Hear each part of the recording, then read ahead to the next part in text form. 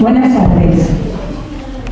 En primer lugar, disculpar la asistencia de la alcaldesa Elizabeth Martín, que por motivos personales no puede estar aquí con nosotros.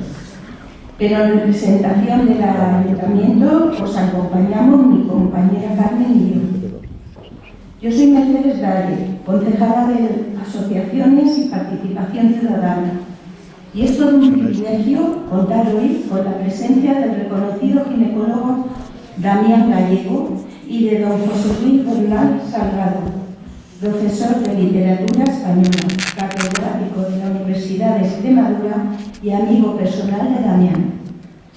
Antes de continuar, os tengo que decir palabras textuales de Elizabeth, que os desea a los dos que os vayáis enamorados de este corral de comedias y nuestra plaza, que os inspire para comenzar otro libro, que sin duda tendréis las puertas abiertas para presentarlo.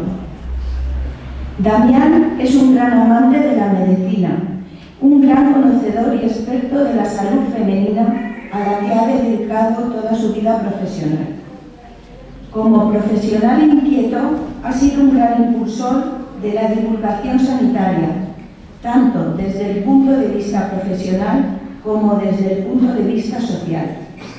Así, durante varios años, fue responsable de un programa de salud en la radio de Cáceres, en el que se favorecía la divulgación de aspectos de salud muy diversos y, como no, también actividades divulgativas, sobre todo la salud femenina, para las que siempre está dispuesto a colaborar. El humanismo médico y su compromiso sociosanitario han cristalizado en un gran proyecto social, la puesta en marcha de la ONG Extremayuda, en Perú, fruto de una sensibilidad y compromiso con los más necesitados y frágiles. Hoy está aquí en nuestro pueblo Garrovillas de Alconeta para presentarnos su libro, La serpiente interior, escrito por él y editado por el grupo editorial SIAD Pigmalión SL. A través de sus páginas, el doctor Gallego narra el azaroso nacimiento de unos gemelos en una finca en una zona rural, aislada y atrasada de la España 1901, que marcará sus existencias y las de sus seres queridos, atrapando al lector hacia las últimas páginas. Así os dejo con José Luis Bernal Salgado.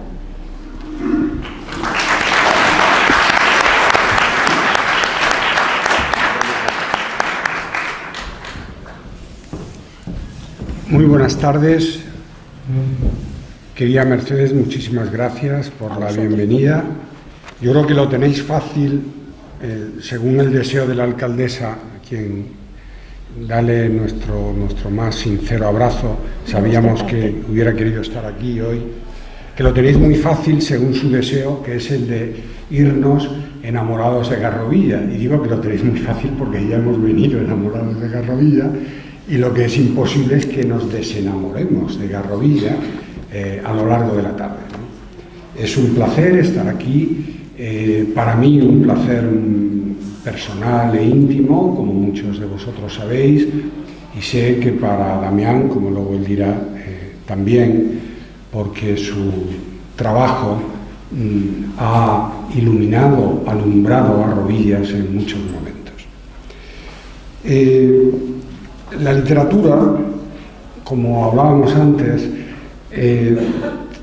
tiene un poder curativo maravilloso y da muchísimas satisfacciones, como esta, por ejemplo, el poder estar hoy aquí, como el ser amigo de Damián, con quien iniciamos una relación hace ya muchos años, de la mano de su ONG precisamente, con unos proyectos literarios que quizá muchos conocéis, y bueno, somos uniendo y la literatura nos ha unido más, y ahora, a la vuelta del camino, pues él, que cree que es a mí a quien tiene que darme gracias, yo estoy descubriendo cada día que soy yo quien tengo que darle gracias a él por la satisfacción que esta novela me está dando y nos está dando. Bien, él, como ha dicho la señora concejala antes, es médico, ginecólogo, un reconocido médico y querido médico ginecólogo, es presidente de una ONG, luego es un médico que de verdad se preocupa por los demás y es muy generoso en esa preocupación, pero lo que a mí me interesa es que es escritor. Y quizá es un escritor que lee mucho, que ha leído mucho, y esa lectura le ha permitido lanzarse al terreno, al ruedo de la literatura, que hay que tener valor para lanzarse al ruedo de la literatura. Y lo que es sorprendente, a pesar de su edad, es que es un escritor novel, es decir, un escritor que se acaba de estrenar. Podríamos decir que quizá su edad justifica el que este autor novel se haya estrenado de una forma tan magnífica. Pero no, yo creo que tu primera novela o tu primer libro de poemas sea espléndido, siendo novel, tiene mucho mérito, al margen de la edad. Bueno, pues este escritor novel ha escrito una novela, y yo quiero leeros el párrafo que el editor ha puesto en la cuarta de cubiertas, porque un poco resume mi opinión, dado que yo le aconsejé que el libro no apareciera con prólogo, que el libro apareciera desnudo, a pecho descubierto, como recibir a Porta Gaiola a un toro, ¿no? Él tenía un poco de prevención y creo que acertamos plenamente, que el libro vaya con el título y las dedicatorias en las primeras páginas, pero sí pusimos unas notitas, 3 amigos de él, que de una o de otra manera estamos vinculados con la literatura. Y yo en esos 2 párrafos digo lo siguiente: Damián Gallego García se nos revela en su primera novela como un narrador maduro y ambicioso, capaz de levantar la peripecia vital de unos personajes subyugantes en un mundo hostil, áspero, implacable, el de la España de la primera mitad del siglo XX, que hay que subirlo al cuadrado cuando decimos la Extremadura de la primera mitad del siglo XX. Y todo ello con el telón de fondo de una historia cainita en su más descarnada inocencia, pero también con la luz cegadora de la esperanza, la bondad, el tesón y la inteligencia de su protagonista, Benjamín, que irradian todo cuanto toca. Al leer La serpiente interior, no imaginamos estar ante el texto de un autor primerizo, pues nos sentimos ganados ya en las primeras páginas, no solo por la fuerza de la historia contada, sino también por ese fino cañamazo del lenguaje que la sostiene.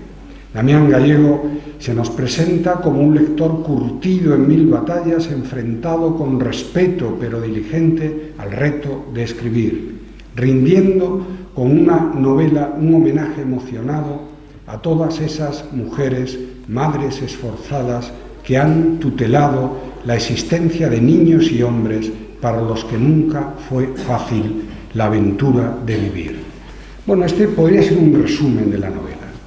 Pero la novela, cuando uno entra en ella, nos atrapa de una forma radical por las descripciones soberbias que tiene, la caracterización de los personajes, las distintas voces que hay en el texto.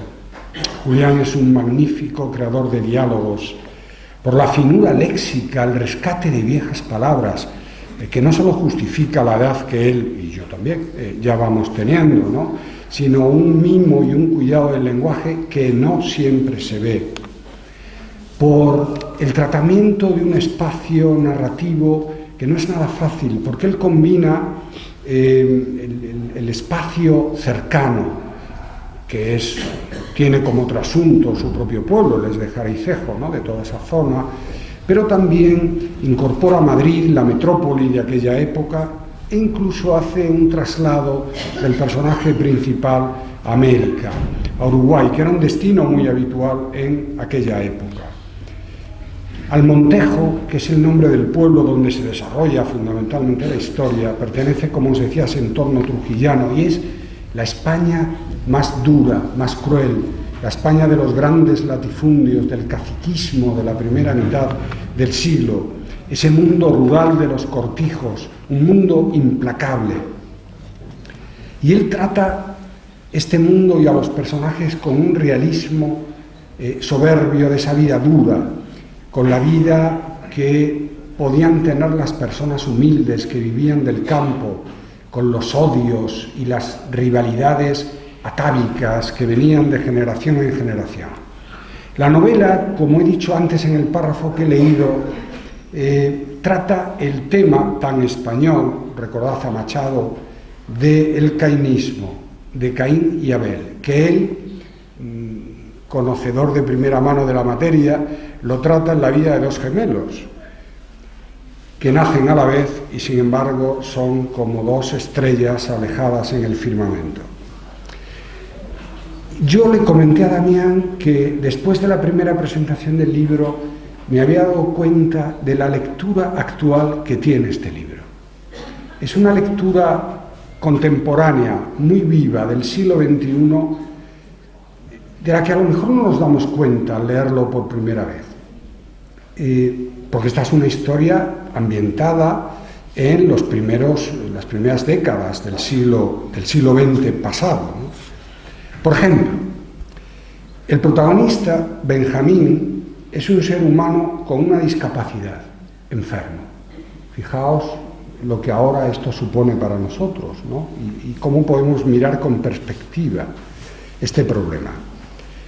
La novela también aborda el poder del dinero, de los caciques, el poder de lo que es práctico en la vida, de lo que es tangible, frente a esos valores asociados a lo intelectual, a la bondad del hombre, que no tienen precio y que a veces no se imponen fácilmente en la vida. Se aborda el destino, la vida como una peripecia, como un azar controlada. Por eso la novela tiene una estructura circular que es muy brillante, porque realmente empieza y termina en el mismo lugar con el personaje madurado después de un excurso americano que tiene un efecto muy poderoso, ¿no?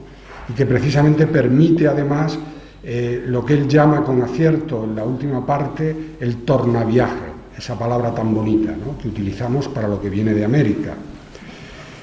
La novela aborda el poder de la cultura, de la educación, frente a la incultura y el analfabetismo, cómo la incultura es el sustento, el sustrato de muchos males y problemas, y cómo eso solo se soluciona con educación. Nos habla también del poder de las raíces. La novela comienza con un parto soberbio, el de los dos niños, narrado de una forma, como digo, magnífica, y es ese poder de las raíces. Estamos aquí en Garrovillas, donde muchos de vosotros sentís el peso de las raíces, ¿no?, cómo os tira el origen. De eso se habla en este libro, porque eso nos ata. Es el poder de lo atávico, de lo elemental, de lo telúrico. Hay personajes, aparte de los protagonistas, hay personajes en el libro, o historias en el libro, que nos hablan de este poder que tiene lo atávico, ¿no?, lo que a veces no nos podemos explicar con palabras. Por supuesto, la novela nos habla del poder del amor, que es un tema eterno en la literatura de cualquier tiempo, con esos distintos rostros que el amor tiene, ¿no?, diferentes, donde está el amor maternal, pero también el amor pasión, donde lo erótico, el sexo está también presente. La novela también trata el tema, por desgracia, que sigue teniendo una actualidad clarísima, de la violencia, de las causas de la violencia, de las justificaciones de la violencia. Y la novela tiene algo que a mí me ha gustado mucho, y lo he dicho en el párrafo inicial, que es la esperanza. A pesar de ser una historia durísima, hay esperanza, una esperanza que deriva de la bondad de los personajes, de algunos personajes, como por ejemplo el personaje del protagonista, de Benjamín, pero el personaje del maestro, y de las mujeres que hay en la obra. Mujeres que, como comentábamos antes, Yo creo que Damián trata, de hecho le dedica el libro, aparte de a su familia, a tantas y tantas mujeres que han parido en circunstancias dificilísimas y que han sacado adelante a sus hijos. Las mujeres tienen un tratamiento, yo creo que esta es una novela de mujeres, aunque el personaje protagonista, los dos personajes protagonistas antagónicos son hombres, pero esta es una novela donde los personajes femeninos tienen un poder y una fuerza tremenda. No hubiera sido verosímil, y quizá por eso no lo ha puesto, pero la figura del maestro debería haber sido una mujer. Lo es la de la comadrona, claro, porque es verosímil. El maestro no era verosímil en aquellos años, que hubiera sido una mujer. Pero el maestro tiene esa sensibilidad propia de las mujeres en la novela, y las mujeres son las que sostienen al personaje, a Benjamín, que es, como hemos dicho, un enfermo, discapacitado, y son las mujeres las que lo arropan, y también las mujeres las que le dan la fuerza para seguir adelante y le dan razón y sentido a su vida. Por eso yo creo que el planteamiento que hace la novela, de lo que hablará Damián, que en el fondo es un planteamiento que sigue estando vigente, que es la lucha que representan los dos gemelos tan diferentes entre quien quiere tener esperanza que las cosas cambien y mejoren, apostar por el futuro, y quien se agarra a los vicios del pasado, quien no quiere que las cosas cambien, porque tiene intereses poco legítimos en ello. Entonces esa lucha que es muy propia de aquella época, esa lucha entre lo que él llama el inmovilismo y el progreso, a mí me parece que está muy bien construida en la novela, y yo creo que eso también tiene actualidad en los tiempos que corren. Desgraciadamente tiene actualidad en los tiempos que corren. La novela va por su segunda edición. Los que animamos a Damián a que la publicara estamos ya muy tranquilos porque creemos que teníamos razón. Y la novela, en esta segunda edición, ha cambiado algunas cositas, porque como buen escritor, ya lo puedo llamar buen escritor, sigue puliendo, sigue cambiando cositas, y han cambiado algunas cosas en la novela. Por ejemplo, ha cambiado el cierre de la novela, que ya es lo mismo, pero ya no está en cursiva, sino que ha formado parte de la novela. Y yo creo que tiene mucho sentido, porque ese cierre de la novela, que no os voy a destripar, es una página solo, para que la leáis, para animaros a comprar la novela y a leerla, porque el mejor homenaje que se le hace a un escritor es leer lo que ha escrito. Ese cierre de la novela, que ya no está en cursiva, forma parte de la historia, y lo que sí os voy a decir es que es un final deliciosamente esperanzado, y seguimos necesitando esperanza. Así que gracias, Damián, por escribir lo que has escrito y por hacernos disfrutar con la literatura. Como yo suelo decir siempre, la literatura nos ayuda a vivir, y libros como este nos ayudan a vivir mejor. Así que muchas gracias.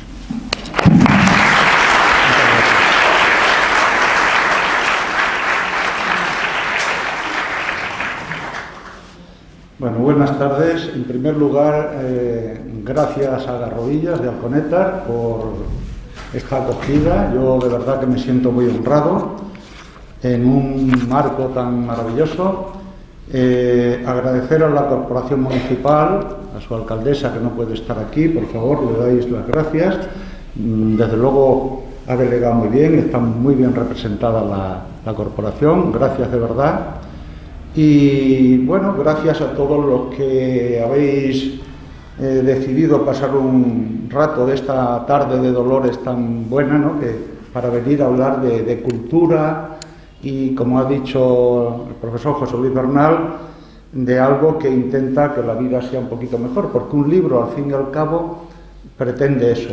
Yo lo pensaba el otro día, ¿no?, y a mí me está agobiando lo del nombre de escritor. Sinceramente, yo soy un médico osado, un médico atrevido. Yo de lo que sé es de medicina, pero como me meto en todos los charcos, pues me he metido en este también.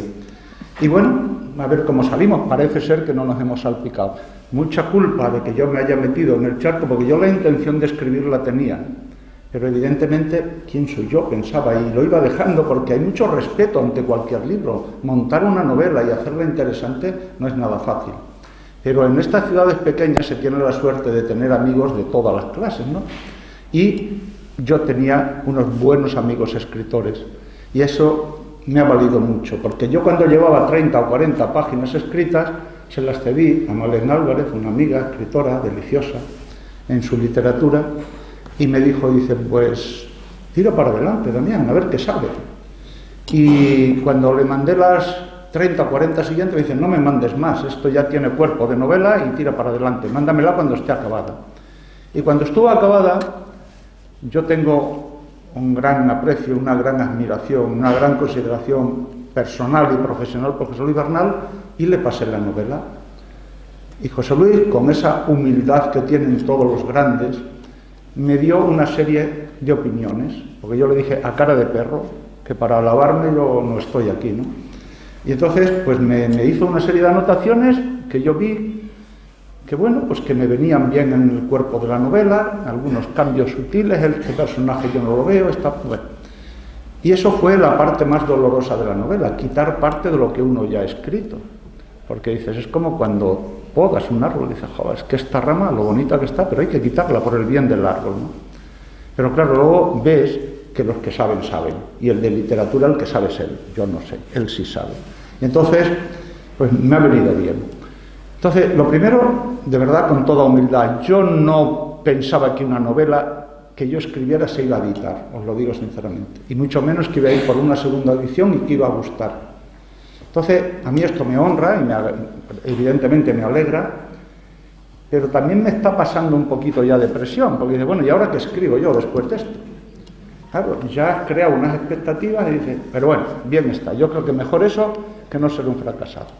Sí os digo que desde que se escribe una novela hasta que se publica, eso es lo más tedioso, lo más pesado, lo más difícil, lo más engorroso, y en eso lo ha tomado como propio y me ha llevado de la mano, y esta novela está en la calle, por supuesto porque yo la he escrito, pero también porque él ha creído que era una novela que había que publicar. Y es de bien nacido ser agradecido, y yo te lo agradezco públicamente, ya sabes que te lo agradezco también todos los días que nos vemos, pero esta novela tiene mucho de mérito en que tú hayas tomado parte por ella.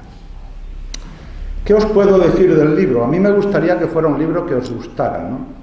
Evidentemente, porque yo, además de escuchar a estos amigos escritores, ellos me decían, escribe para ti, no pienses en el lector, escribe para ti. Eso está bien, pero ¿cómo no voy a pensar en el lector? Habrá que pensar en el lector. Lo que pasa es que al final lo que me estaban diciendo es que escribiera como yo soy, que escribiera a mi manera.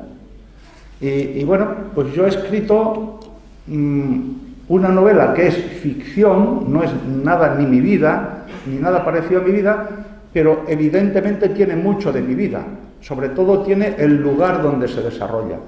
O sea, yo soy de un pueblo, al lado de Trujillo, de Jaraicejo, por allí pasa el río Almonte, y el pueblo donde se desarrolla se llama Almontejo.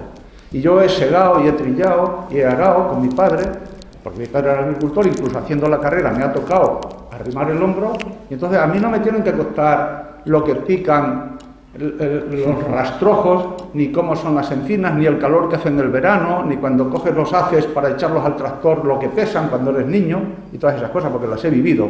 Es decir, no me he tenido que documentar de algo que no conocía. Es decir, yo he escrito una novela que me he inventado, pero la he puesto en una escena, en un lugar que yo conocía de primera mano.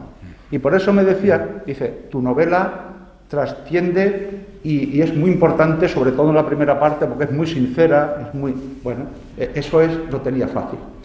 Entonces yo, cuando me puse a escribir, dije, bueno, ya cuando me dice Malén que los 50 primeros folios bastan, que ahí hay una novela, dije, bueno, pues a ver qué digo yo y cómo hago yo las cosas. Yo tengo mucho respeto a la escritura porque soy muy lector, es verdad, leo muchísimo. Yo no creo que alguien pueda escribir sin leer, pero bueno. Entonces yo, cuando ya pensé que esto iba en serio, yo empecé un 15 de enero, la novela del año 22, cuando se empiezan todos los buenos propósitos, voy a ver si me quito los kilos de Navidad, hoy se empieza a hacer deporte, voy a ver si hago algo, yo dije, ya no lo dejo más y voy a escribir. Pues bueno, ¿Qué pensaba yo ya cuando vi que esto podía ser una novela? Lo primero que me propuse, o la primera premisa o la primera condición, es que atrapara al lector pronto. O sea, porque yo cuando leo un libro y a las 30 páginas no me ha agarrado, yo lo dejo, O sea, yo lo siento, antes no, pero ahora ya lo dejo porque hay muchísimos libros buenos. O sea, a mí me tiene que interesar el libro pronto. Y entonces, la primera parte del libro, que es muy potente, tú lo has dicho, para interesar, ¿qué hice? Pues yo me fui a lo mío, a lo que sé. Yo sé de partos y puse un parto complicado y de gemelos. Imaginaros en 1901 en una finca de Jara y Fejo, sin luz, que no había luz, porque entonces no había, sin teléfonos ni sin nada, que una mujer se pone de parto. ¿Quién la atiende? Pues la señora mayor de la finca, la tía Fulgencia, que era la amiga que había atendido a otras mujeres y que había atendido partos de cabras y partos de ovejas y partos de todo, ¿vale? Pues esa mujer, que era la que más sabía de eso, es la que le atiende. Pero había una comadrona en el pueblo que había que ir a buscar, y el pueblo estaba a 1 hora y media en mulo, ¿no? Bueno, pues ahí pasan, y entonces esa situación ya de estrés y de todo es la que agarra al lector. Y yo le digo, bueno, si ya te has agarrado, si ya te has comprado el libro, si ya te has agarrado, prepárate que te vas a venir conmigo a una historia, que esa es la fuerza que tiene la literatura, que tú te puedes tirar 3 o 4 o 5 días leyendo esta novela, aunque me han dicho que se lee muy de un tirón, y te olvidas de que si la Ayuso, que si el Rajoy, que si el otro, o sea, que da igual todo. Esa es la grandeza que tiene la literatura. Si te interesa, te interesa. Porque de lo demás estamos ya hartos y necesitamos esperanza, José Luis, tú lo has dicho. Claro que la necesitamos más que nunca. En esta época en que se desarrolla la novela, España acababa de perder la guerra de Cuba y de Filipinas, estaba en un momento de mucha tristeza y había una serie de gobiernos que solo estaban tirándose uno al otro de dentelladas para alternarse, los gobiernos de Cánovas, los que fracasaron, los liberales, los socialistas. Se parece un poco a lo de ahora, es verdad. Bueno, pues ¿qué había que hacer en ese momento? En ese momento había que tener muchísimo cuajo, había que tener mucha integridad, había que tener muy claras las cosas, y eso es lo que trasciende en mis personajes. Yo no retrato otra cosa que no haya visto en mi abuela, o sea, era gente que se le podía caer el mundo encima, pero tenían las cosas muy claras. 4 cosas, me decía mi padre, solo hay que saber 4 cosas en la vida, pero tenerlas muy claras, muy firmes. Había que ser honesto, había que ser trabajador. Es decir, había una serie de valores que ahora no los tenemos tan claros porque me han dado un dinero y se nos tambalean a todos las ideas. Y entonces juntas una etapa difícil, en una España dura, en un pueblo. Pues ¿cómo tienen que ser los personajes? Muy auténticos, porque ahí no caben mandangas, ahí había que tirar para adelante. Entonces la tía Fulgencia, ¿qué hace? Lo que hace. Y le dice a la parturienta, como lo digo, por ejemplo, pues lo voy a ir mezclando, ¿no? En la página 24 le dice, mira hija, lo de parir es algo muy antiguo y todas sabemos hacerlo. Por suerte o por desgracia nacemos para eso. De nervios nada, que tú no eres menos que nadie. Así que con cabeza y mucha calma. Hoy toca parir, pues a parir. Estoy yo contigo, no estás sola. Creo que es mejor que cambies al escaño de la cocina. Así que venga, te levantas, te agarras a mí, allí vas a estar bien y a mí me será más fácil ayudarte. Vamos. Nada más sacar los pies de la cama e incorporarse vino un nuevo dolor. Esos arrechuchos son los que sacan a la criatura. Que vengan, le decía la improvisada partera. Y cuando pasó, Paulina, que era la mujer que estaba pariendo, la joven, se agarró al brazo de su vecina, a la que sentía como la madre que le faltaba, y dando unos pasos lentos y titubeantes a la vez que con la otra mano se sujetaba el bajo vientre. Al poco de empezar a andar, salió de golpe de ella un torrente de líquido caliente y le mojó los muslos, las piernas y los pies, haciendo un charco en el suelo al que miraba quieta como paralizada por un súbito espanto. Esto es lo que se llama romper aguas, en eso se nota que lo he vivido, ¿no? Dice, no te asustes, mujer, el canto hará de romperse, tarde o temprano, es ley. Las aguas son claras, eso es bueno. Cuida de no resbalarte y échate antes de que venga otro apretón. Ahora ya puede ir todo más rápido, pero no te preocupes, estamos las dos y nos bastamos, tranquila. Dice, pero hija, si tienes puestas las bragas, abre un poco, que te las quito yo. Siempre doy un punto de humor, a la situación le doy un punto de salida, porque aunque la novela es de época dura y tal, a mí me parece que siempre a la vida hay que darle una salida. Yo siempre digo que las ollas, por muy fuertes que sean, tienen una válvula, por algo tienen una válvula. La tensión tiene que escapar. Pues esa es un poco la escritura que yo quiero reflejar. Entonces, que agarre desde el principio. Segundo, premisa que yo puse, que no dejen de pasar cosas. Porque a mí no me gustan los libros en que el autor se pone a divagar y a filosofar y a filosofar y a filosofar y dice, bueno, pero ¿por qué no me cuenta algo? Entonces van continuamente apareciendo cosas, y para que aparezcan cosas tienen que aparecer historias y aparecer personajes. Y esto me decían el otro día en la presentación, que se parece a estas matrioscas rusas, que vas sacando y abres y hay otra dentro, y sacas y hay otra dentro, y sacas. Es una novela en la que pasan muchas cosas. Yo no quiero que el lector se aburra. No sé si lo haré bien o mal, pero desde luego aburrir no. Porque mi única intención, os lo digo de verdad, es entretener. Que luego se hacen lecturas como me están haciendo y que yo ahora las veo.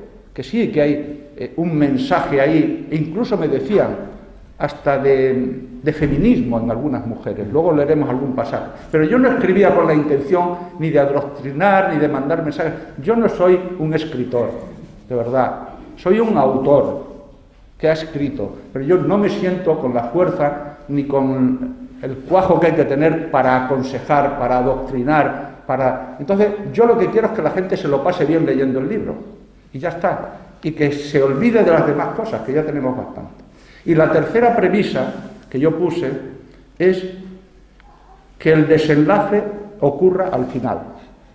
Yo me acabo de leer un libro de Don DeLillo, con todos los respetos, un gran autor, pero las 37 últimas páginas le falta, porque ya nos lo había contado todo. Termina la novela ahí. O sea, vosotros veréis que me voy metiendo y se va complicando la historia y dice, madre mía, ¿y cómo saldrá este de donde se ha metido? Bueno, pues al final lo sabréis, en la última página o en la penúltima. Y esas tres cosas que a mí el editor decía, no seas tan humilde, Damián, que eso como que no viste mucho como lector, eso es lo que a mí me ha movido.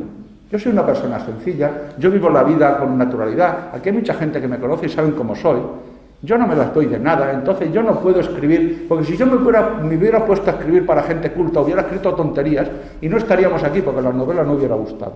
José Luis, tú me conoces igual. Entonces es una novela que va para entretener, para mostrar un mundo sincero, un mundo además que a mí me daba la sensación de que como no la escribiera pronto se iba a perder, porque un pañuelo en mi época se llamaba un moquero. Se llama un moquero. ¿Y por qué le voy a llamar pañuelo si es moquero? Bueno, pues eso los jóvenes no sé si lo saben. ¿Entendedme? Entonces yo no quiero que se pierda eso.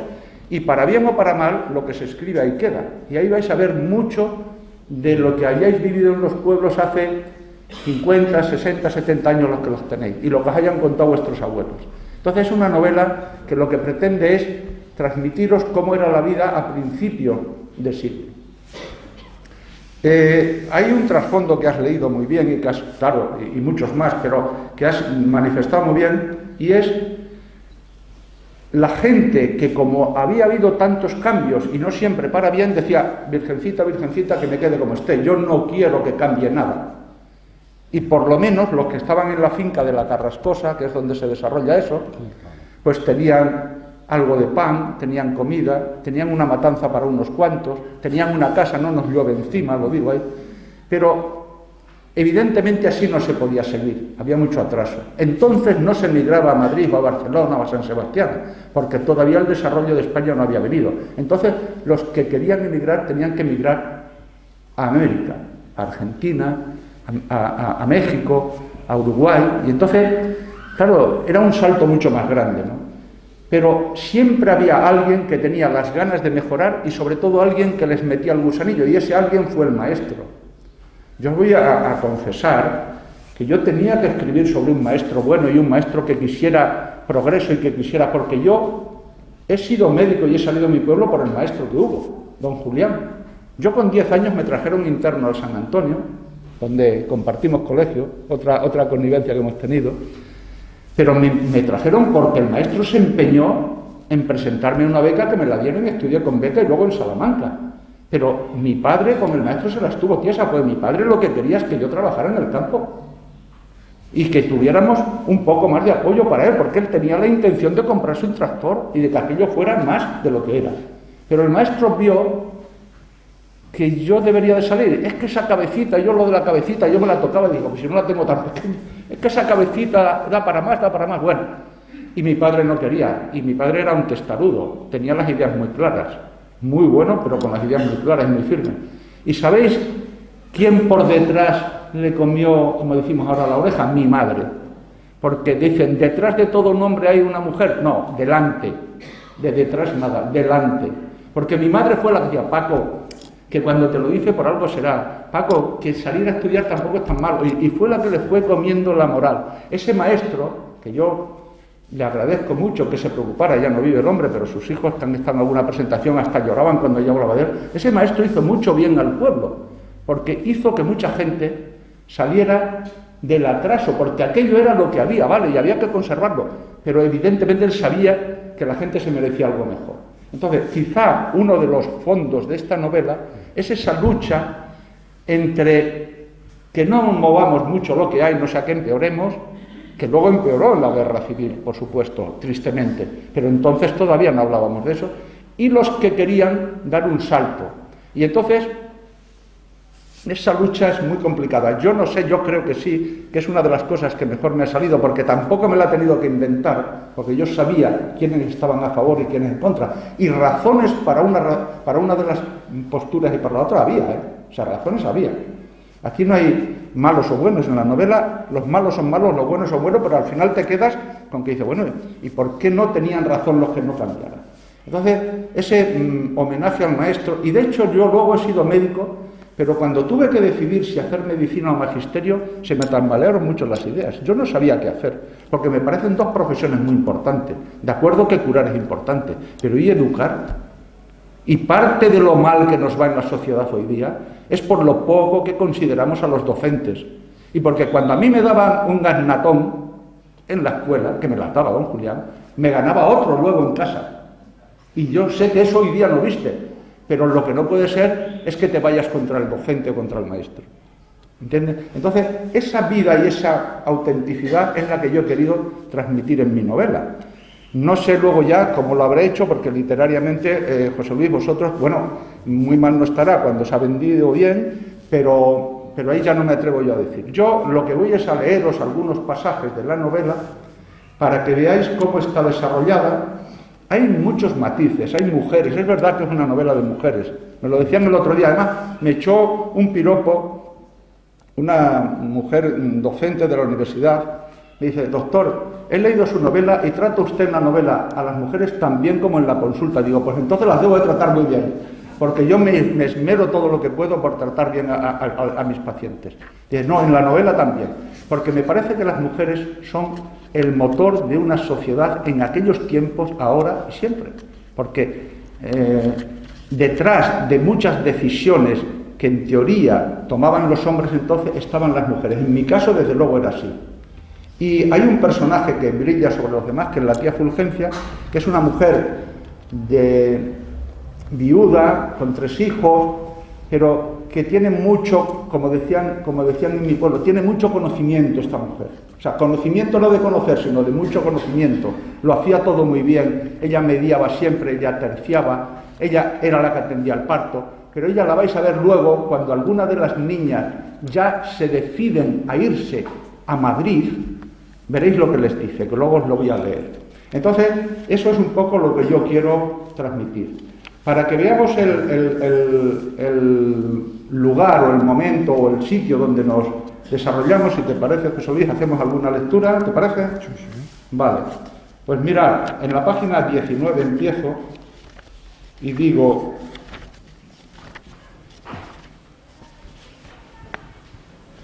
En la chimenea aún resistían algunos rescoldos mortecinos del día anterior, de un rojo apagado casi granate, que apenas daban calor, cubiertos de ceniza blanca.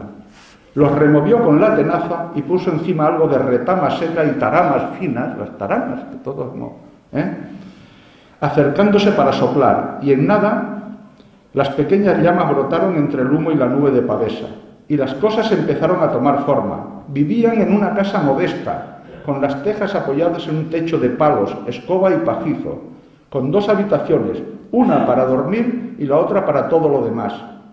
Eso se lo decía yo a mi padre, y luego ya me lo decía, aparte de dormir hacíamos otras cosas. Decía, como que la de dormir todavía va a otras cosas, pero eso ya me lo decía de mayor. Decía. Descorrió la cortina de tela de colchón que separaba las estancias para que entrara en el dormitorio algo de calor y luz. Añadió algunos leños finos y encima otros más gordos que aguantarían varias horas, y llenó de agua el negro caldero de hierro que colgó de las llares, viendo cómo le rozaban ya las llamas. Lo de las llares, hay mucha gente joven que no sabe lo que son. Entonces, eso es lo que yo quiero transmitir. En ese instante entró tía Fulgencia con su pañuelo a la cabeza, una toquilla por los hombros. Es curioso el frío que hacía, y las mujeres nunca iban con abrigo, se ponían la toquilla y aguantaban. En mi pueblo yo decía, pero los hombres tenían la pelliza que se llamaba, pero las mujeres iban, pero bueno, eso es lo que... Luego, ¿qué más puedo contaros? Conversaciones de tía Fulgencia, para que sepáis cómo es, con doña Elvira o la señora Elvira, que era la dueña de la finca. Yo pongo también unos dueños de la finca que no eran unos sabuesos ni eran unos malnacidos, porque eso ya está retratado en los Santos Inocentes y en tal, y mucho mejor que lo podía hacer yo.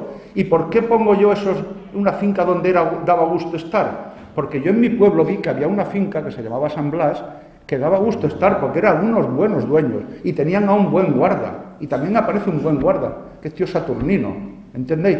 O sea, el mundo era malo, pero yo no me interesa retratar ese mundo una vez más, me interesa ver lo bueno que había en ese mundo, y retrato un mundo que no digo que fuera bueno, pero tenía redención, tenía solución, había algo de solución.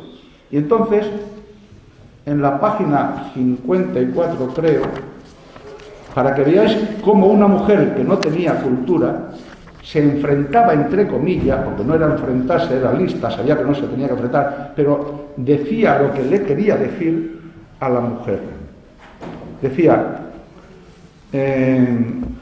la dueña, a pesar de su alcurnia, era cercana y afable con la gente, le gustaba conocer y escuchar a todos y siempre traía golosinas a los pequeños.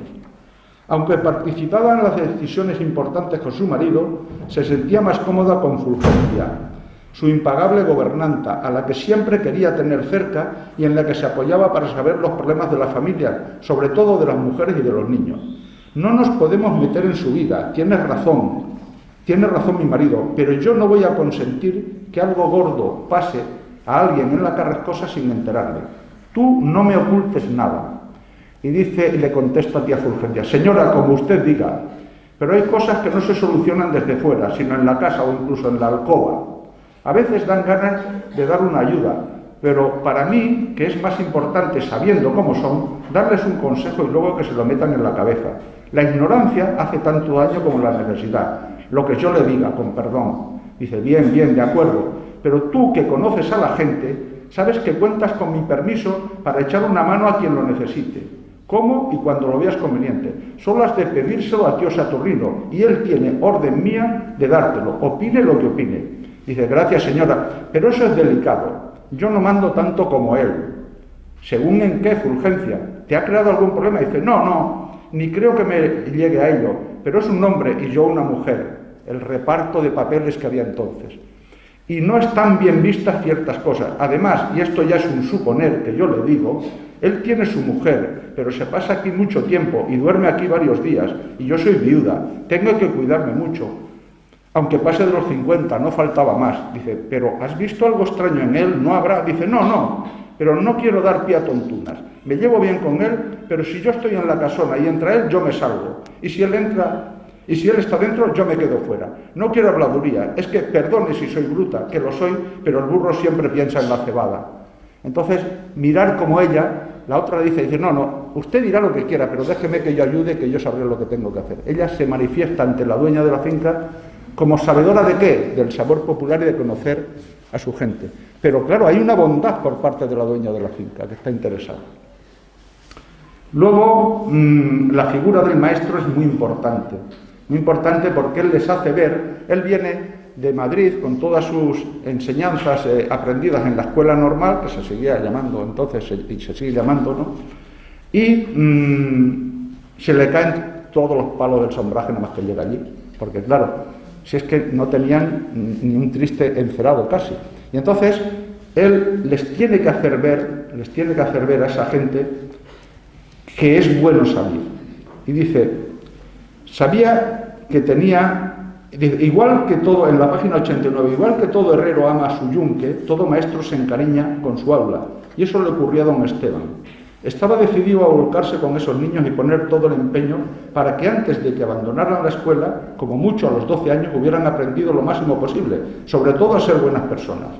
Les haría falta para apechugar la situación de marasmo y desánimo que se había apoderado del país. Sabía que tenía a su cargo un tesoro, sin duda mayor que el de los museos o los cofres de los bancos, a los niños. La patria es la infancia. ¿Quién sabe cuánto talento hay debajo de estos pelos sucios, desgreñados, apelmazados y cuántos anhelos dormidos me tocará despertar en estos corazoncitos que laten bajo la ropa parda, sucia y medio ropa a veces de tercera o cuarta mano que huele a campo y a miseria? Esa era la grandeza de su misión, pero también el peso enorme de su responsabilidad. Ahora palpaba la dureza de la dificultad que acarreaba el atraso, de lo apartado y de lo dejado de la mano de Dios, pero no había venido a rendirse ni a desfallecer. Era un hombre que al llegar al pueblo y ver lo que había tuvo que cambiar sus esquemas, y como era honesto y como sabía muy bien y era inteligente, se ponía al nivel de la gente y les decía pues que tenían que salir de alguna manera de allí. Hay un personaje en la novela que para mí, porque bueno, el resumen es, y no las voy a contar mucho más, es que nacen los dos gemelos, Benjamín nace el segundo, está un poquito perjudicado, tiene una epilepsia durante mucho tiempo, anda muy tarde, es un niño que va muy retrasado, y Vicente, que es su hermano, es un tiro, es un tío fuerte, sale bien, pero Vicente no puede con Benjamín, le odia.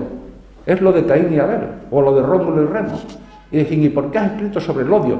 Pues porque lo que os digo, sobre el amor, sobre lo bonito de los gemelos, sobre todo eso, ya ha escrito mucha gente. A mí me interesaba ver un poco qué es lo que había pasado, porque yo también he visto historias, no mías, porque no es nada autobiográfica, he visto historias de odios entre hermanos y de odios entre gemelos.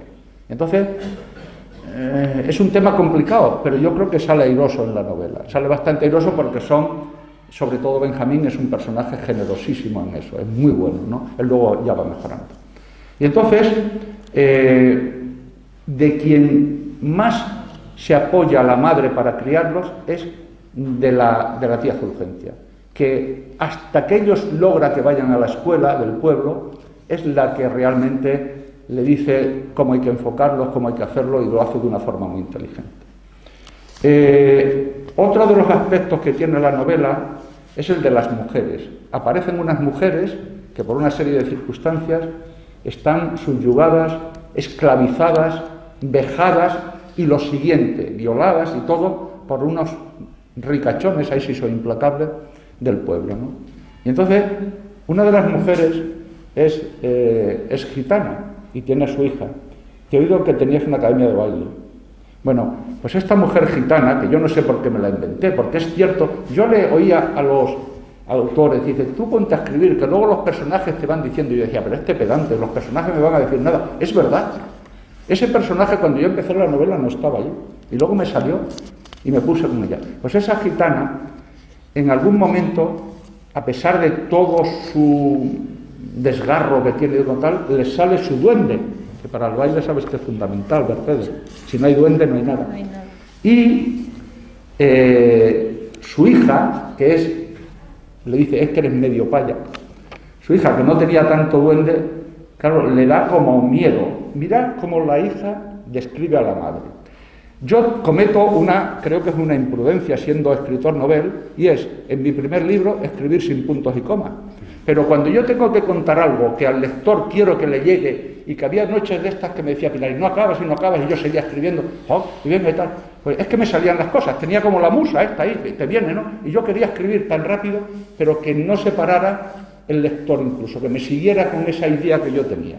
Y en la página 212, creo, Valentina, que es la chica guay de la novela, por decirlo fácil, es la chica guapa, la que enamora al protagonista y a todo el que haga falta, dice, le dice al Benjamín, ¿no? a su adorado, ¿no? Un día le hizo dar un rodeo, no se sabe si para estar más tiempo con él o buscar algo de discreción e intimidad, o tal vez ambas cosas. Cuando pasaban el recodo de la fuente de la cañada, que allá había una fuente en la calle de mi pueblo, y allí sí, te podías apartar y estaba un poco más solillo, yo lo sabía, que allí era un buen sitio para querer ligar, yo no ligaba mucho, pero bueno. Y el camino fue ocultado entre arbustos, ella le volvió a tocar su mano, un roce suave, aunque mantenido, y le contó que su madre tenía momentos en que se desencajaba. Se ponía a tocar las palmas con las manos tensas, los dedos de una juntos, golpeando cruzada la palma de la otra, como hacen los flamencos, ¿no? Delante de la barbilla, alzada y orgullosa, con un ritmo y una fuerza cada vez mayores. Y ya dejo de poner puntos y comas.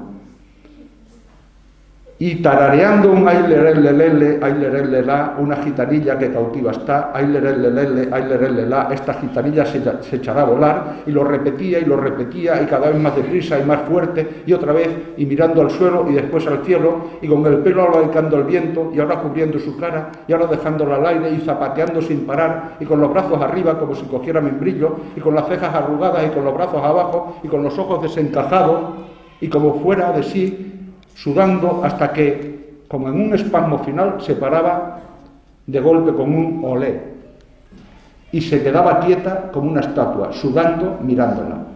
Cuando le preguntaba ¿qué es eso, madre?, le contestaba que ella no lo podía entender porque era medio paya y que no tenía duende, que eso era el cante y el duende que nos acompaña a los calés desde hace siglos y solo es nuestro, sale de los adentros. Hay que sentirlo, no se puede enseñar ni aprender. Ese es mi desahogo, lo único que no han podido arrancarme. O sea, hay momentos en que yo quiero retratar a esa gitana fuerte, dura y tal, y lo hago así, corriendo y correlativo, para que no os paréis, para que casi sea un torbellino como era ella bailando, porque los gitanos son un torbellino. Sí. Bueno, y los buenos bailadores también. Bueno, más cositas y ya vamos a ir poquito a poco. Cuando Valentina y otra de sus amigas, un poco imbuidas o no imbuidas o tal, deciden que se tienen que salir de allí, van a ver a tía Fulgencia, porque tía Fulgencia es la que tiene contacto con la Elvira, que es la que les puede buscar algo en Madrid.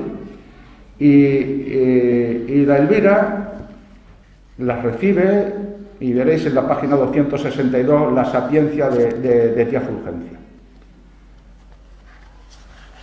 262.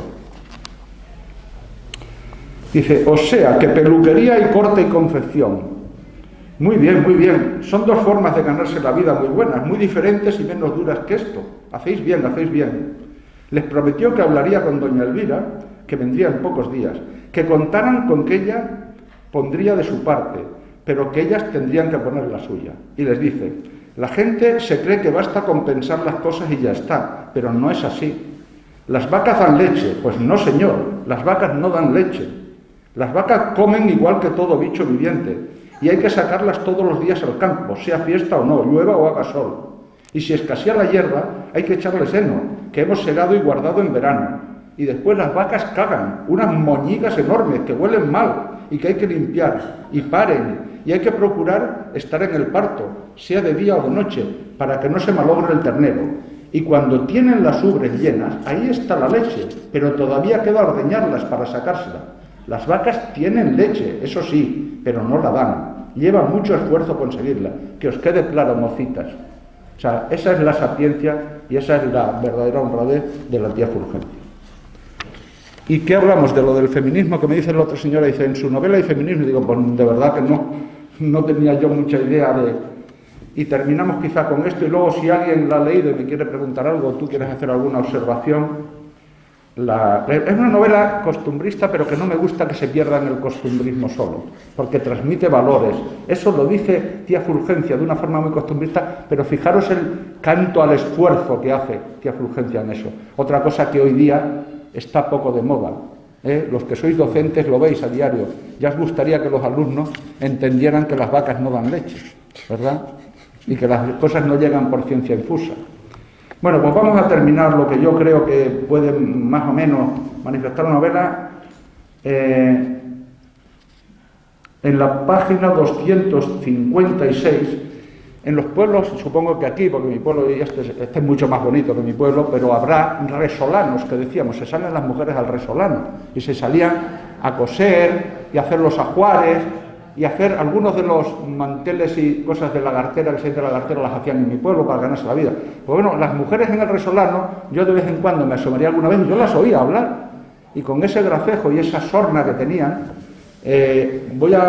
también ahí en ese momento me pareció que estaría sembrado ese día, dije voy a ponerlos en puntos y comas también, Mercedes, como lo del baile de la otra. Sí. A ver qué tal me salió. En la página 256 dice, Valentina estuvo muy enferma por una serie de cosas, dice, nunca pensó que sería tan querida y eso hacía que las heridas del alma fueran sanando a la vez que las del cuerpo, de las que doña María, que era la practicante, se encargaba con cariño. No tardó en poder salir de casa, buscando el lenitivo del sol y el aire, y sentarse en el resolano con las mujeres que cosían y las mozas que bordaban los ajuares. Le distraían las cuitas y las chanzas y ese humor incombustible al atraso y a la pobreza. Aprendía no pocos chascarrillos y se iba empapando de esa forma secular y algo socarrona de encarar la vida que tienen las mujeres rurales, porque la vida era dura, pero había que aguantarla y había que echar de humor y tirar de humor, ¿no? Dice, y ahí empiezan las comillas y empieza ya a perderse las comas y los puntos. Dice, los hombres se creen que mandan ellos, pero nos las tenemos que apañar para que se haga lo que nosotros digamos, que para eso parimos y cuidamos del puchero. Hay que aguantar, pero hasta un punto, y si se ponen farrucos, que sepan que por la noche hará más frío, a pan y agua, ellos sabrán. Anda, Juliana, cuenta lo de la sobrina del cura. Pues un día me da por preguntarle que si don Ulpiano, el cura que hubo antes de don Pedro, se le quedaban los pies fríos por la noche, y me suelta que de eso nada, que a ella sí, pero que a él no. ¿Y tú por qué lo sabes? ¿Y por qué lo sé? Pues porque si hace frío nos juntamos más y le arrimo los míos y me los calienta porque él los tiene como ascuas y además duerme con calcetines de lana, para que lo sepan. Y las risas sonaron pues, en todo el barrio. Y Teresina, que ahora le voy yo a contar a estas mozas lo de los tropezones del alcalde, aprovechando que no hay ropa tendida. Y ahí también viene a cuento don Ulpiano, que cuando llegó de cura nuevo al pueblo empezó a oír en el confesionario que las mujeres le decían que habían tropezado. ¿Y dónde, hija? Pues donde fulanito, o por la casa de menganito. ¿Y cuántas veces? Pues más de una, mire usted, porque esas cosas pasan. Y por eso me confieso, vale, no pasa nada, hija, reza 2 Padres Nuestros y una salve, y pon una vela a la Virgen del Rosario y ve con Dios, y ten cuidado. Pero los tropiezos no paraban, seguían y seguían. Y como se iban preocupando, un día, en la misa mayor del domingo, va y suelta que ya que está aquí presente el señor alcalde, a ver si toma cartas en el asunto y recoge las piedras y adecenta las calles, que las mujeres del pueblo no hacen más que tropezar. Y es una vergüenza, y todas las feligresías riendo a carcajadas, y el que más el alcalde, y el cura va y les peta a media voz. Pues usted no se ría tanto, señor alcalde, que su mujer y su hija son las que más tropiezan. Y eso no fue un cuento, sino un acontecer, que estaba yo ese día en misa. Lo que pasa cuando eres nuevo en un pueblo y no sabes conjugar las palabras de ese sitio. Y mira qué tropiezo fácil de conjugar, digo yo. Y la Marcela, que dice que lo voy a contar a estas mozas, lo del mono. ¿Y eso qué es? Pues mira, hija, esto pasó hace unos años cuando mi hermano, el pequeño, era de alto como la mesa camilla. Y viene contando un día a mi madre que dice mi padre que descendemos del mono. Y vaya ocurrencia. ¿Y qué le dijo tu madre? Pues ¿qué le iba a decir? Que tratándose de la familia de su padre, cualquier cosa. Y venga risas. ¿Entendéis? Pero es que ese era el humor que había. Entonces yo quiero que a pesar de que es una novela dura, porque lo es, haya espacio para el humor, haya espacio para el amor, haya espacio incluso para la retranca, ¿no?, de estas mujeres. Y sí es verdad, esto lo he visto después de escrito el libro, que las mujeres son las que mueven más la novela, porque el maestro es maestro, Benjamín y Vicente son, Luciano también, pero cuando verdaderamente tengo que poner algo importante, casi siempre recurro a las mujeres. ¿Por qué será? ¿Por qué será que yo me haría ginecólogo? Sí. Bueno, pues esto es un poco lo que he querido escribir, una historia dura, en una época dura, una gente sincera, una gente honesta, una gente cabal, y espacio un poco para todo. Hay más cosas en la novela, hay muchas más cosas, ¿eh? Espero que quien se anime a comprarla se lo pase bien, porque, como os decía al principio, es un poco de lo que se trata. Y no sé si tienes algo más que decir, que seguramente tengas algo más, José Luis. ¿Quién pregunta?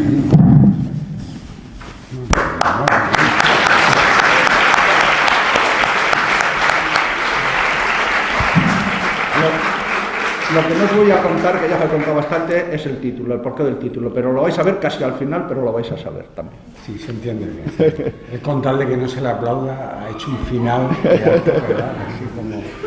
Sí, lo del tropezón a mí me hizo muchísima gracia, y fijaos que eso está en Berceo, en el milagro de la abadesa preñada. Y dice el tropezón abotargador. Sí, o sea, que ya se usaba en el siglo XIII, en el siglo XIV, esa palabra. Bueno, yo creo que habéis tenido mucha paciencia. Estamos en un corral de comedias y Lope decía en El arte nuevo de hacer comedias que él revolucionó el teatro de su época, porque decía, no se puede despertar la cólera del español sentado, es decir, la paciencia. Hay que divertirlo, hay que tenerlo atento, porque el teatro pesado lo que hacía era alborotar a la cazuela y aquello era insoportable. Entonces habéis tenido una paciencia exquisita, todos atentos, y yo creo que este público se merece poder hacer alguna pregunta. A ver. Así que si queréis, allí. Un par de preguntas. Venga. En primer lugar, ¿qué es lo que te ha motivado el escribir la obra esta? Y en segundo lugar, ¿qué nexo de unión ves tú entre la literatura y la medicina? A mí me ha motivado la inquietud que tengo. O sea, yo soy una persona que me dedico muchísimo de mi tiempo a la medicina, pero me gustan más cosas. Y por eso me gusta ayudar a la gente, monté la ONG, me gusta tanto leer que algunas veces cuando les dice, ¿y por qué esto no lo voy a escribir y tal? Entonces, la inquietud intelectual o personal que tenga. Y lo iba dejando porque soy un poco... Para mi consulta soy muy estricto y muy organizado, pero para mi vida en general soy un poco displicente, soy un poco vaguete, un poco desordenado. Hay días que no me sale nada, los papeles los hago en el último día, o sea, soy un poco así. Y lo iba dejando, siempre habrá tiempo, pero te vas echando años encima. Eso indica que vas viendo gente de tu alrededor, que falta, las balas cada vez caen más cerca, esto es una batalla, la vida es una batalla. Y dije, ¿habrá tiempo o no lo habrá? Y dije, me voy a poner, y me puse. Luego, yo creo, la medicina es una actividad tan humanística que malo es que el médico solo sepa de cifras, de datos, de radiografías y de todas esas cosas. A la gente hay que mirarle a los ojos, yo siempre lo digo. De una palabra, de unos ojos, de una cara, de una persona sacas más que todo lo que te quieran contar. Entonces, quien mejor ha descrito las sensaciones humanas y las características humanas son los grandes literatos. Es imposible que los grandes literatos no nos hubieran permeado como personas, porque es que si tú tienes que describir a alguien psicológicamente, vete a Dickens. Es que en Los Miserables, por ejemplo, está toda la literatura escrita, toda la especie humana está allí, todos los buenas cosas, las malas cosas, los rencores, los odios, las ventajas, todo está allí. Entonces, a mí la literatura me daba mucho, me sigue dando mucho pie para yo encontrarme en un mundo en el que me encuentro a gusto, y es, el médico tiene que ser humano, tiene que ser persona, no puede ser un técnico solo. Entonces, por ahí veo yo, y la literatura está llena de grandes médicos, llenísima de grandes médicos. Sí. Más preguntas, hacerme alguna más. A ver, Luisa, María Luisa. A ver, Damián, bueno, felicidades, enhorabuena. De verdad que leyendo tu novela... ¿Te la has leído? Sí, claro. Vale. Yo tengo la primera edición, tendré que ver un poco el final de la segunda edición. No, es igual, simplemente cambia de negrita a no negrita o de bastardilla a no bastardilla. Sí. A ver, José Luis es que ha hecho una exposición espléndida, entonces yo no puedo decir nada más que ya no esté dicho. Pero sí es verdad que todo lo que ha dicho José Luis, yo lo afirmo, porque ahí está todo. Tienes una prosa muy fluida, es verdad que la novela te engancha desde el primer momento, pero también tienes unas descripciones que sinceramente sorprenden. O sea, que dices, realmente es su primera novela. Qué maravilla, qué bien, qué sí. Es difícil. Sí. Y, bueno, yo creo, desde luego para mí es muy difícil. Utilizas muchísimos adjetivos, calificativos, además muy bien traídos, reflejas, pues eso, el paisaje, un paisaje que conocemos, todos los que estamos aquí, ¿no? Porque es un paisaje extremeño, igual, muy sí, cercano, en el campo. efectivamente. Y bueno, yo, claro, te conozco, soy paciente, entonces es muy difícil separar una cosa de otra, ¿no? Cuando conoces tanto al autor. Y es verdad que yo me fijé en las mujeres que has creado. Y creo, además pienso, que es que enlaza totalmente con tu profesionalidad. O sea, las mujeres que has creado son, pues eso, las de Fulgencia, de las que habéis hablado, Paulina, Valentina, efectivamente, ¿no? Bueno, que es un personaje precioso. Pues bueno, Benjamín también, es verdad que sí, pero bueno, hablo un poco de las mujeres, ¿no? Y son unas mujeres todas decididas, empoderadas, valientes, fuertes, pero eso dice, ¿cómo consideras tú a las mujeres? Y yo repito que te conozco como ginecólogo, pues es que ahí reflejas el respeto, cómo valoras tú a las mujeres, el respeto que tienes por ellas, cómo las tratas, cómo las consideras. Entonces, de verdad, creo que es una novela que las mujeres deberían de leer. Muchas gracias. Qué cosas tan bonitas me has dicho. Sí, sí, sí.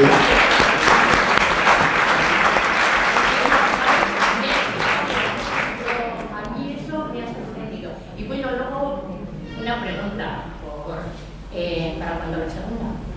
Pues mira, ahora ¿Ya está sin ello? esta novela termina y está abierta.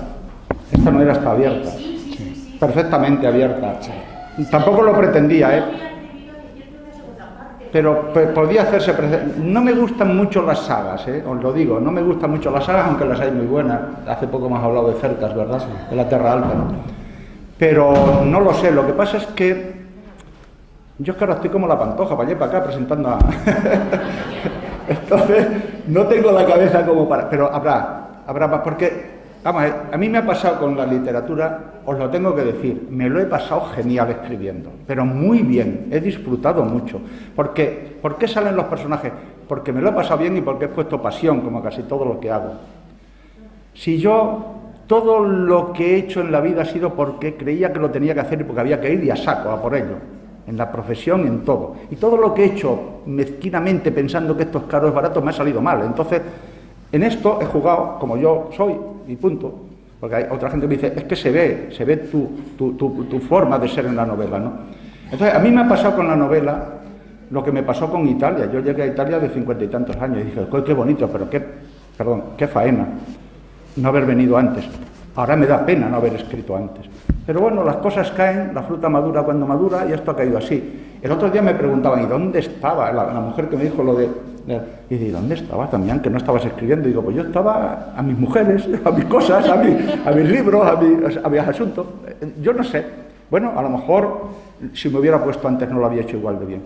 Pero condición indispensable para que tengas esas sensaciones, aparte de tu bondad y de verdad, tu cariño, ¿no?, que transmite, que lo estoy sintiendo en toda la gente que está aquí, de verdad. Porque no sé si habéis estado en las mesas, pero se nota mucho en el auditorio el cariño y el aprecio. Bueno, ya no solo el estar atento, sino las caras y las cosas. De verdad que os lo agradezco mucho, a Garrovillas, de verdad que sí, a la gente de Garrovillas. Aparte de eso es que me lo he pasado muy bien escribiendo. Entonces, lo que no voy a volver es a tardar tanto. No sé cuándo, porque no la tengo ni empezada. Yo soy un poco... no la tengo ni empezada, pero ya... estoy leyendo cosas que probablemente enlazarían para ir viendo un poco, a ver ese Madrid de 1920-21, a ver un poco qué había por allí. Me estoy leyendo algo de la dictadura de Primo de Rivera, a ver cómo era el mundo, que yo también lo vivía en el pueblo. O sea, ya no me he puesto a escribir, pero ya me está rondando la musa, porque luego cuando me ponga, porque sabéis lo que decía Picasso, ¿no? Dice, lo de la musa está muy bien, pero cuando venga que te encuentre trabajando. O sea, que eso hay que hacer en esto, hay que ponerse. Esto es una disciplina que yo no estoy acostumbrado a tener. Yo me he puesto durante esos 8 o 9 meses, que no ha sido tanto, porque la novela ha salido bastante rápida, y yo me ponía 2 o 3 horas, 5 días en semana, ¿vale? He seguido trabajando, he seguido teniendo mis vacaciones, pero Pero hay que ponerse porque al final cuando te pones te obligas. Y ahí es donde vienen los personajes que te dicen, bueno, ya de este si he dicho esto, ¿por qué no puedo hacer lo otro? Y eso es lo que dicen los autores, que el propio personaje te lleva. Claro, te llevas tú tu disciplina de ponerlo. No, vamos, habrá otra, si me encuentro bien y si mi salud me lo respeta y tal y cual, que creo que sí, porque yo además no me quiero jubilar de la profesión de momento, pero esto lo he escrito trabajando. Quiero decir que no es incompatible una cosa con la otra. Entonces, lo habrá. No sé si continuación o no continuación, porque, claro, has creado unos personajes tan fuertes, tan caracterizados, que cuidado ahora, ¿eh? Y luego, que el libro, yo escribía, me decían, ¿tienes miedo al folio en blanco? No, al folio en blanco no, tengo miedo al folio escrito ahora, es al que tengo yo miedo. Y ahora, al ver que esta novela ha gustado, y ha gustado tanto, cuidado, que lo que tenga que escribir, que no vayamos para atrás, ¿no? Entonces, ahí estoy en ese momento, pero habrá más literatura, solamente por lo bien que me lo he pasado y por el respeto que merecen todas las personas que lo han leído o que les interesa. ¿Alguna pregunta más? ¿Observación o algo? ¿Estamos ya? Bueno, pues yo creo que hemos abusado de vuestra paciencia una hora larga. Y última cosa que yo quiero decir, Mercedes, tú sabrás si quieres decir algo, pero agradecer a la Corporación Municipal, un saludo para Elizabeth Pasta, que esté un poquillo, la mujer en convalecencia, para que le des un abrazo fuerte, bueno, no muy fuerte, cuidado, ahora luego se va a mostrar cuando esté mejor. y gracias a todos por estar aquí, de verdad, gracias a José Luis y ya está. Vale.